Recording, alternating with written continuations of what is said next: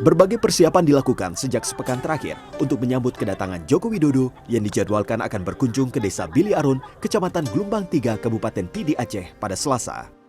Seperti pemasangan spanduk, tenda, dan pengamanan lalu lintas di jalan raya dan persimpangan jalan yang terpantau pada Senin.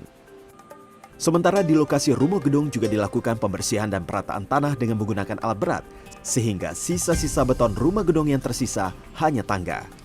Rencananya di lokasi ini akan dibangun masjid sebagai pengganti bangunan rumah gedung yang memang sudah roboh dibakar massa pada 1998 usai status daerah operasi militer DOM Aceh dicabut Presiden B.J. Habibie.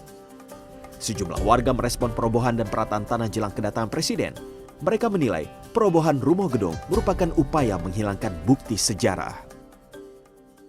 Yang hari ini dilakukan terhadap penghapusan situs sejarah ini sangat menyedihkan sebenarnya. Ada hal yang harus kita jaga ya, bagian daripada pendidikan itu. Ketika kita berbicara tentang sejarah tanpa bukti itu omong kosong. Bukti fisik inilah yang akan kita warisi kepada anak didik kita nantinya.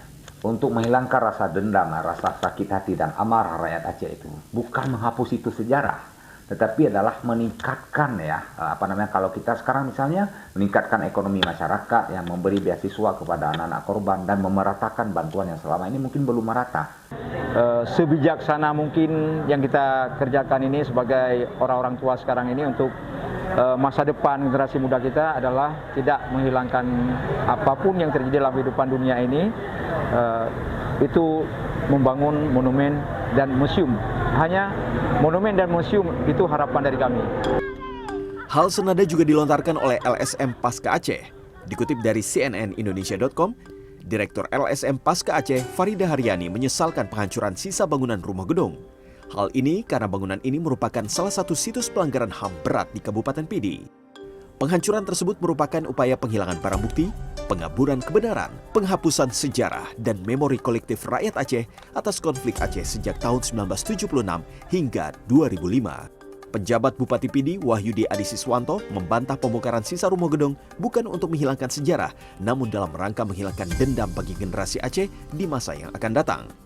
Pemkab Pidi menyebut sisa bangunan rumah gedung dirobohkan karena lahannya akan dialih fungsi untuk dibangun menjadi masjid. Diketahui sebelumnya, kehadiran Presiden Jokowi di Aceh pada Selasa 27 Juni hari ini adalah untuk melakukan kick-off penyelesaian pelanggaran HAM berat di rumah gedung bagi 58 kepala keluarga atau 133 korban jiwa warga Pidi Aceh.